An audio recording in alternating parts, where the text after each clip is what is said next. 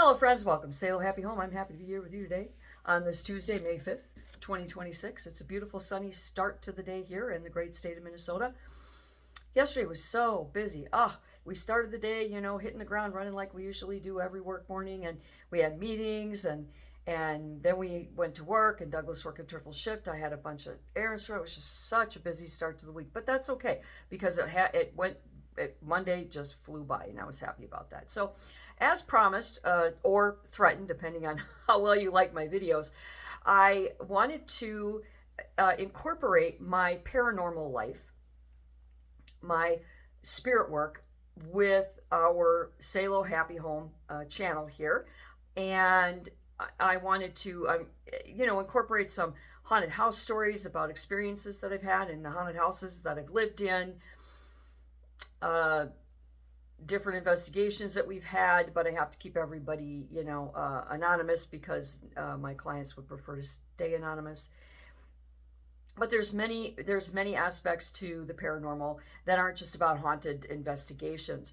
And one of them is, of course, with investigation, there's a little bit perspective, a little bit practical debunking, a little bit of research, and your psychic intuition. There's a lot of different things that become part of the paranormal investigation. I want to talk to you about one aspect that's really important to use if you're a paranormal investigator, because it's so easy when you live with one foot across the veil and you're walking that line between the ethereal and the real physical where you are now, the material and the ethereal. And it's very, very easy to flip-flop into one or the other and not find a healthy balance and learn how to investigate responsibly. And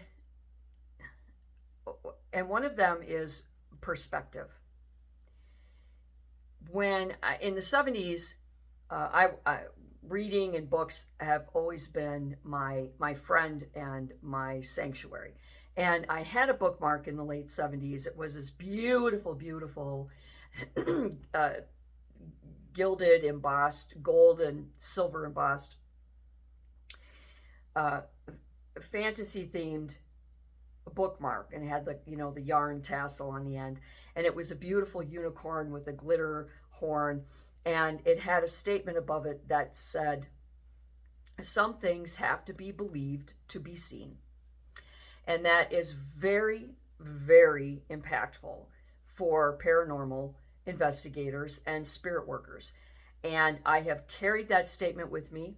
Unfortunately, the bookmark has been lost to time, but that statement is still fresh in my mind every moment of every day, and so is that beautiful picture of that unicorn. But I want to explain to you and expand on that statement. Some things have to be believed to be seen, because many times you'll go into investigations or you'll see things on TV. We have a lot of fun shows that we watch of paranormal activity, and people are just adamant that is paranormal activity when it's actually not. And the perspective is almost more important than the debunking. The most obvious case in point is the Amityville haunting story. That house was built by a guy, I believe his name was John Matthews, Mathis, and he built the house in the 1920s, and there was nothing on the property. The property had been researched, it had been examined, there were no grave sites, no Indian burials, no nothing going on. That area of upstate New York was being developed into neighborhoods, and he built that house and built and moved into it with his family between 1924 and 1925, and lived there. And then they, lived and died and moved on, another family and another family, until we get to the 70s when Ron DeFeo Sr. moved his family into the Amityville house. Now, Ron DeFeo was suspected of having mob ties. He had a really rough history and a rough criminal record, and neighbors would often complain about hearing a loud shouting and screaming and arguing coming from the house. They suspected he might have been beating his wife, and his children suffered greatly under his tyrannical rule. And they were also very gregarious New Yorkers, and gregarious New Yorkers were more like into New York City, for example, not not quaint upstate New York lakeside villages is essentially what Amityville was. A village. It was considered a village. And so they weren't well liked. But when children are living in that environment, they tend to be they can wither inside themselves and become victims, display victim behavior, or they can go the opposite way and become criminal. They can become manipulative and cunning and angry, and they turn that angry into a superpower, and it can be very very unpredictable as to how the children in a household with parents that are dealing with this level of domestic abuse and possible crimes being committed, how they're going to respond and react and behave accordingly. Now, Ron DeFeo Jr., who is the eldest son of the DeFeos and the one who took his Mossberg rifle and shot his family to death, he had said in later years that he had made statements and comments and different things about how it seemed that his sister Dawn was a very manipulative girl, and she may have tapped into his DeFeo Jr.'s severe drug and alcohol abuse, and was able to convince and manipulate him into believing that he had to shoot and kill the parents, the whole family. And we don't know how far that manipulation went. We know that it did occur. He did make statements to that. But I believe that in his state of whatever heightened state of drug and alcohol consumption he was in, he believed he needed to murder his parents to stop the abuse, but he needed to murder the kids to save them, save their souls. Whatever the reason, that crime took place in that Amityville house. Now, from 1924 to the day Ron DeFeo Jr. gunned down his family, not one single family, not one single human that spent a single day or year or decade in that house on that property had any unusual, questionable, possibly paranormal activity. None. None was ever documented or reported. They didn't so much as even tell a neighbor, wow, something weird happened over there. Nothing. Not a zip. The DeFeos get murdered. That's going to leave some incredibly dangerous psychic energy in that house. The Lutzes move in, and the Lutzes experience the worst month of their lives, and flee the house eventually to safety because of what they claim was the haunting of the Amityville Horror and the menacing of the spiritual energy or demons. And they brought in psychic investigators. The Warrens were involved in that as well. And they claim that it's absolutely positively true, so on and so forth. And then after they fled and they left, the next owner of the house and the next owner after that and so on, not a single human, and they've been asked, they've been interviewed by journalists and reporters, they've been asked by onlookers, they've been talking to, family and publicly. The families that have lived in that house since day one after the Lutzes fled have never reported any activity, any activity. Not so much as a squeaky door or a creaking window, nothing. Now, the family, it's my understanding that the family, the people that moved in right after the Lutzes, the next family that took on the house, that they they were interviewed and they said they didn't have any issues, and I think something was said to the effect that they didn't really believe in that kind of stuff anyway, you know. And that's where this perspective comes in. If you are open to, in tune with the paranormal world around us, the seen, the unseen, the dead, the undead, the unexplainable, you are going to be more sensitive to that information and experiences and activity that's happening around you. And you are more likely going to misinterpret everyday common occurrences as paranormal, because those lines can get blurred very quickly and very easily. And we think that a door that's, got a crooked hinge that's moving around is a ghost because that's where we exist from. That's our launching point. So it's very important that you keep your perspective level and use common sense. And I bring up the Amityville case in point because the Lutzes came into this property. There's absolutely no way in the mid-70s that they did not have experience with, were submerged and saturated with the paranormal. The Warrens were at the height of their investigative careers. The Exorcist had come out. Spiritualism and paranormal endeavors and psychics. We had, Uri Geller was out there, and Gene Dixon doing horoscopes. That it was in our face 24/7 in everyone's home. People had Ouija boards and crystal balls, and it was just it had reached a crescendo point in the mid-70s. And so all they needed to do simply was turn on the news and hear about the DeFeo story. That was quite a sensational event, and tragic because it involved children. And it was all over the news. So everybody knew about it. There was absolutely no way that George Lutz and Kathy Lutz did not know or had heard some little snippet here and there about that property. And I believe that they took that property on because George Lutz was reported to have been dabbling in the occult and black magic, possibly demon worship or whatever he had going on.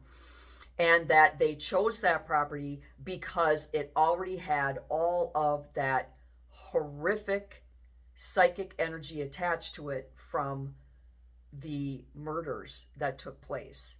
And the house was vulnerable. The energy was fresh and new because it had just recently happened. And nobody had cleansed the house or did any psychic work to counteract what was hovering in the walls and the floors and in the rafters of that place. And they knew it, and they took advantage of it. He thought that would be a great place because it would have a high raise of energy, and that it would help amplify what he was trying to do. And I think that's what was going on. Now, one will never know because they have passed away. Both of the Lutzes have passed away. I know their children, at least one of them, Danny Lutz, has been vocal, and he's done some interviews, and he did in fact experience quite a bit. Now, because of what happened in that house, it is absolutely a non-issue that there would be effects for the next people in that house, because the spirits were trapped for a long time in that house, so trapped. And Dawn, if Dawn was the cunning, vicious, manipulative girl that seems to have been the consensus after Ron Jr. had been speaking about it for so many years, I tend to think that she probably didn't cross over right away. The little boys, they were probably scared to death and confused. And the anger of the dad, the dad being who he is. He may have not crossed over, so there might be some earthbound spirits going on. If George Lutz had been summoning demons or doing some other really destructive paranormal work, and that would exacerbate, it would trap those spirits and harm those spirits, harass and taunt those spirits, and cause quite a whirlwind of paranormal activity. So I'm not surprised that it happened.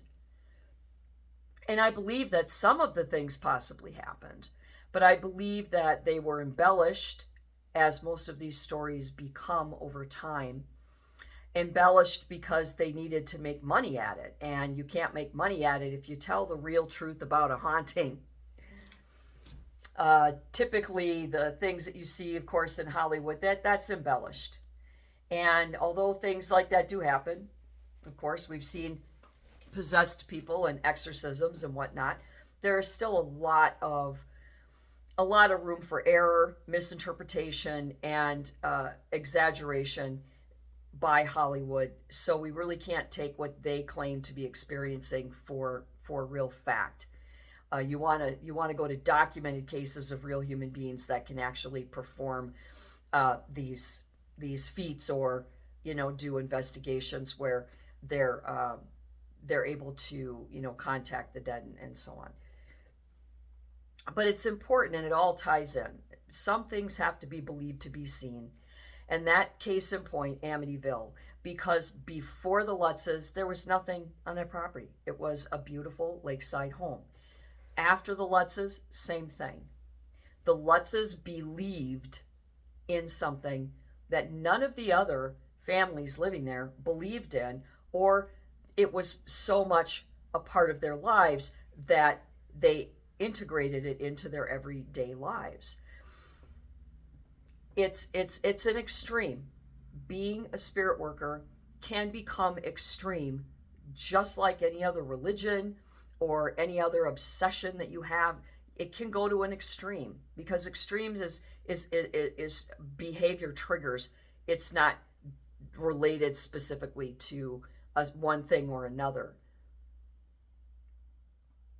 And if you are in an extreme position and you insist that everything that's happening around you is spiritual, and you forget to step away and close that door for a while and live in the world that we have to function in, there is no balance. You'll make yourself very, very sick and vulnerable to spirit attachment, possession, harassment.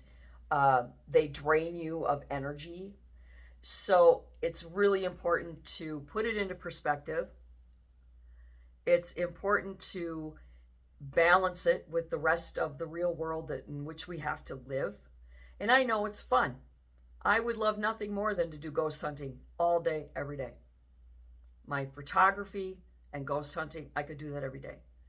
But the reality is that I am a person living in a country in 2026. I have a husband and a house, and I have responsibilities.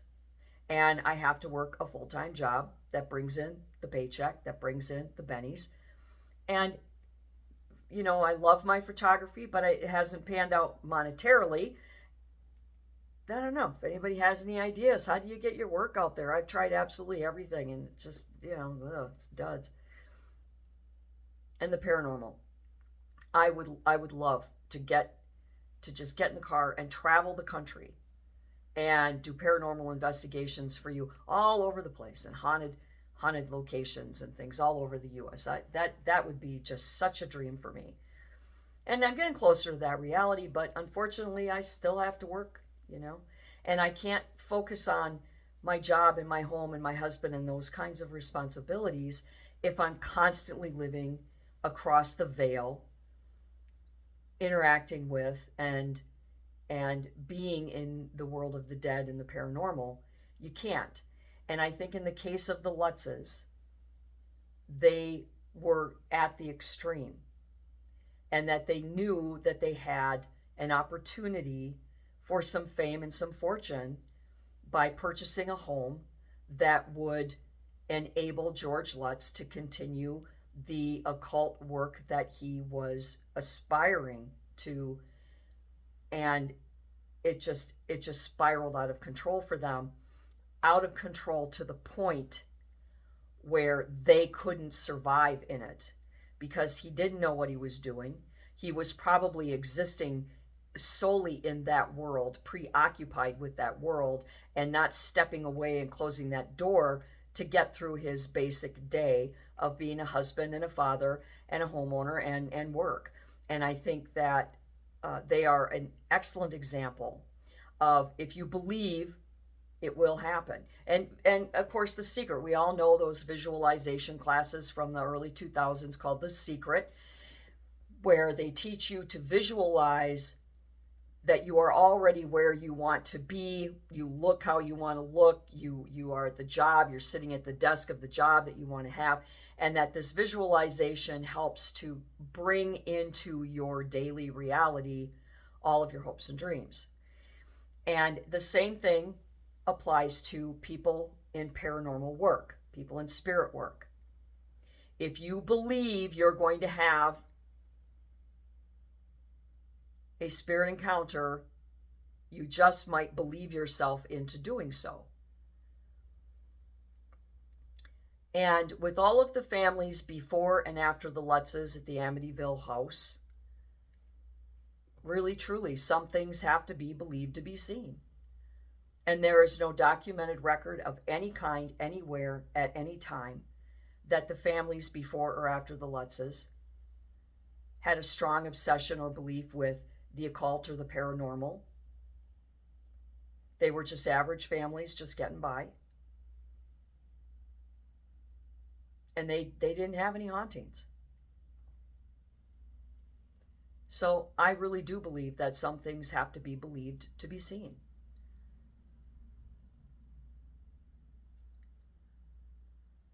Give it a try.